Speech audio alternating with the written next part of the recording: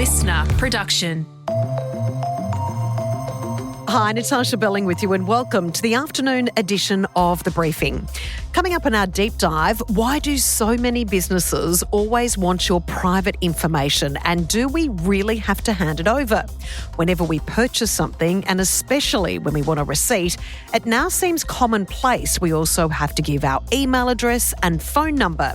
We unpack your legal rights and the new push for better consumer protections.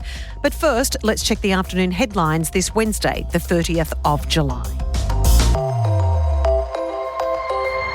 Millions of residents across the Pacific are on tsunami alert after an 8.8 magnitude earthquake hit off the coast of Russia.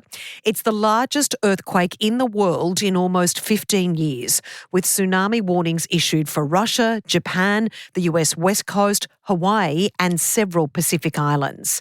The first tsunami waves have already been recorded in Japan, with the Fukushima nuclear plant also evacuated.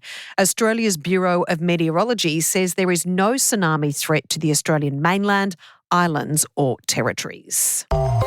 The fallout continues over the Jeffrey Epstein scandal. On his way back to the US on Air Force One, journalists again asked Donald Trump about his reported fallout with the convicted sex trafficker.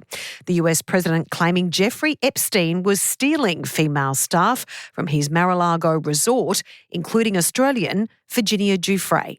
I don't know. I think she worked at the spa. I think so. I think that was one of the people. Yeah, he stole her. Virginia Giuffre was one of the most outspoken accusers of Epstein and Ghislaine Maxwell, alleging she was trafficked to many men, including Prince Andrew. Virginia died by suicide in Perth in March this year. And the latest data shows inflation has again eased for the June quarter, increasing the chance of the RBA again cutting rates.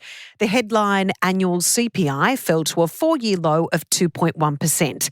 The RBA board is set to meet within the next 2 weeks. Now it's time to get into our deep dive on why we have to hand over so much private information when we're purchasing goods or checking into accommodation.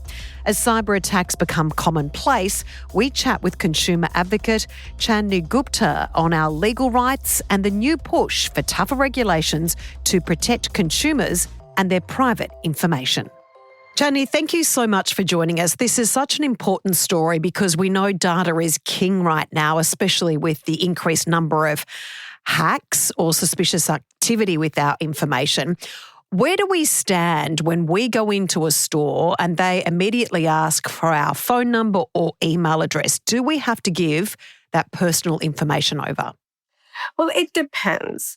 They can ask you for that information for a particular purpose, such as asking you to join a loyalty program, for example, and you can say, no, I don't want to be part of that program.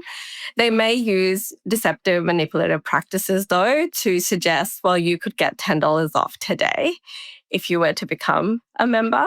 So then there's those tactics, which there's no requirements that you can or can't use those. And then there's the other aspect, which is, for example, to provide a receipt.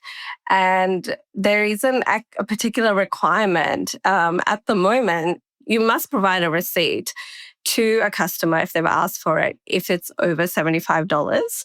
But how you provide that receipt is very much up to the business. So it can be digital, it can be on paper, it can be on rice paper, it could be through carrier pigeon. There isn't a clear way there of how that's provided. So that choice often is not going to be the choice that you ideally want if only one option is there for you. So what would you advise us to do? Because, for example, if we do go into a store and we do want to purchase something that is over $75 and we do want a receipt for whatever reason, if we want to return it or we're concerned about it, whatever that may be, how do we get that receipt without handing over all of this personal information that we actually don't know how that company is storing? It's really tricky because you could be in a line of 7 people and you finally now at the checkout point, and it's at that time there could be something there that says terms and conditions, you're not going to read terms and conditions. We already know that it takes an average of 14 hours a day if you wanted to get across every privacy policy of every app or site that you use. So you're not going to be standing there and having a look. You could potentially ask if I can have a paper receipt instead. However, if that option isn't available, the choice for a customer is very much take a digital receipt by sharing the personal information or have no receipt. Yes, there are two choices there, but it's not a genuine choice because have no receipt means that you potentially don't have the proof of purchase that you might need to be able to get a refund, to go back in for a repair. Yes, there are other ways to show a proof of purchase, but not quite in the same way that a receipt would be able to enable. Chandni, as we know from the outset, I said data is king, which many experts now know. These companies are, in some circumstances, actually selling that data to other companies because that's where they can also make a lot of money apart from what we purchase in that store or with that company. So we don't have any legal right to not hand over that information if we're not comfortable with it, if we do want a receipt. So the right is basically to opt out of getting a receipt. And you're very right there that the data is potentially not sitting with the store that you are actually in at that time. So if you've shared your email address, your phone number, it's probably that particular business is using a outsourced digital receipt platform to enable those digital receipts to come through. So your data is actually moving through many, many hands. The shame of it is that our privacy protections are stuck in the 80s. Our Act is from 1988. It predates internet in Australia.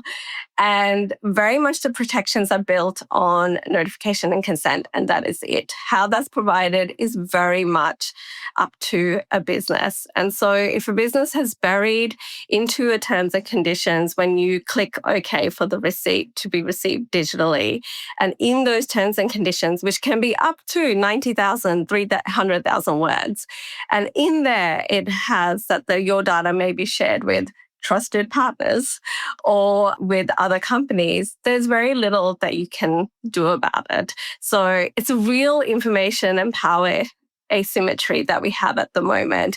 Businesses know so much about us and we know so little about how they know what they know. We know there's been so many data hacks. We know all different companies, including private medical information, has been stolen and sold on the dark web. The bottom line is hackers are using that for ID fraud or also to impersonate us. We as the consumer are the ones paying the price. So how do we get more equity in the system? How do we make sure that we can keep our private information private? So there are two potential reforms that could really be game changers for Australians. And one is uplifting our privacy protections so they don't rely on notification and consent, and there are clear rules with what businesses can do with our data, how they collect it, how they store it, what happens when there's a data breach. All of those things could be very much uplifted with a Privacy Act uplift. The other side is through an unfair trading prohibition. So in Australia, we have laws that say you can't, as a business, you can't lie to your customers or consumers, and you can't do something that's extremely egregious. But there is a big space in the middle. And this is where a lot of the activities take place where we go, well, that's really unfair, but it's not illegal. And having that reform come through, which we see in many other jurisdictions, could mean that there are a bit more protections and that you could, when a business saying we're giving you a choice, it's a genuine choice. Ideally, you have to realize there are people who may not ever be able to use or access a digital receipt the way they should. So giving options to people of all accessibility to ensure that they've got that, that's so important. And so these two particular reforms could really help shift the narrative in terms of the protections that Australians have. So does that require the state or territory governments or the federal government to enforce that legislation or basically overhaul the current rules and regulations? It can be a mix. Both of these at the moment the federal government is looking into, which would be excellent because you wouldn't want that if you're in Melbourne, you've got the choice, and if you're in Sydney, you don't. But state governments also have the power to enact a particular reforms, so they would be open to it as well. But what we'd really like to see that all Australians have the protections they deserve. It's at the moment a really unfair space that to have a digital receipt, you need to have a side of digital surveillance, which is not the space that we want Australians to be in. And in some circumstances, Chandni, even in when you're going in to check into a motel, a hotel or accommodation, often you have to then, like a business or a shop, you have to hand over all of this private information, being in some circumstances your driver's license, your license plate number, your email and your phone number. Yet again, we don't know how that information is being stored or how it's being on-sold. Where are our rights in that scenario? Again, it comes down to the terms and conditions when we might have made the booking. And I can tell you that personally, if I'm making a booking to a hotel, I'm not sitting there reading the privacy policy. No one is. We are looking at the gallery of photos and how far it is for all the sites we want to see. We're not looking at those things. And the fact of the matter is we shouldn't have to be the ones who have to look for those things. At the moment, there is that real issue that the data is being collected. I've seen even where you make a restaurant booking and you're being asked for your date of birth. It might be optional or it may appear as on the form, but why is this information being asked?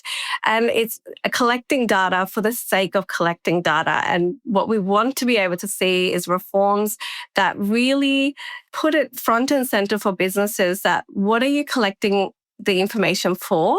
What are you going to be doing about it? How are you going to ensure that it's only being used for the purposes that it should be? And how are you going to actually protect it? And just because it's outsourced outside, it's just in a database somewhere else, or you're using another company that manages that data for you, you should still be having a very clear view of what does that actually mean when I'm using these services to ensure that the data that I'm collecting of my customers is going to be safe and is not going to be used for more than what is actually being asked for here to provide that product or service. And finally, what would your advice be to many people right now who think, oh, look, my data's already out there. There's been so many data hacks and cyber attacks. I don't care who has my information. Many people say, oh, you must have something to hide if you're concerned about where your private information is going. What would your advice be to people? Do they need to think twice when they're handing over that information? So the data that's collected on us, it's not just about the information about us, but it's also about what we consume. So much of the data that's collected on us can actually be used to shape what we see online, what we're excluded from, and even what price we might be paying. It impacts our entire experience online. And so I think where you can, ask the questions, but again, it shouldn't be on you.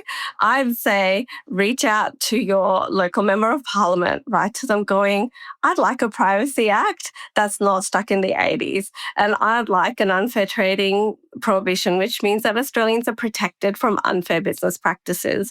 That's probably what's really going to shift it, as opposed to all of us individually trying to manage an issue that is far beyond our own realm. The horse has already bolted. Chandni, really appreciate you joining us and thanks so much. Thank you so much for having me. That was Chandni Gupta. And that's it for this episode of the afternoon edition of The Briefing. We'd love you to subscribe or follow us on Instagram at The Briefing Podcast. And we'll be back in your feed tomorrow morning. I'm Natarsha Belling. Thanks for your company.